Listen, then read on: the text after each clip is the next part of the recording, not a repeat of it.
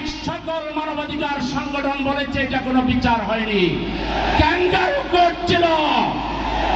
আজকে ব্রিটেনের সর্বোচ্চ আদালত বলেছে এটা যোগ সাজশে এখানে বিচার করা হয়েছে, ন্যায় বিচার বলন্তিত হয়েছে।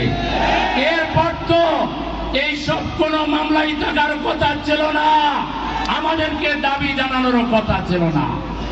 একই সাথে আমাদের নিবন্ধনের মামলার রায় যিনি দিয়েছিলেন তিনি বলেছিলেন তিনি শপথবদ্ধ একজন রাজনীতিবিদ, যিনি রাজনীতি করবেন তিনি তো তার প্রতিপক্ষের বিরুদ্ধে তার ইচ্ছাকে বাস্তবায়ন করবেন, এটা খুব স্বাভাবিক। সুতরাং ওটাও আইনের বিবেচনায় ওটা চলে না।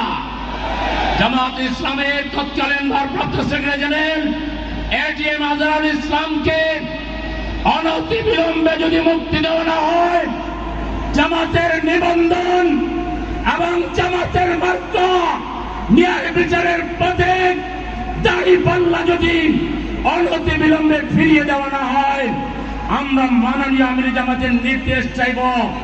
আপনি যদি বলেন প্রতিদিন সকালে একবার বিকালে একবার ঢাকার 130টা প্রশাসনিক ওয়ার্ডে আমরা মিছিল করব, বিক্ষোভ করব, ঢাকাকেও চাল করে দেব। আমরা আমির জামাতের নির্দেশের বাইরে কিছু করব না। আমির জামাতের কাছে আমরা কর্মসূচি চাই।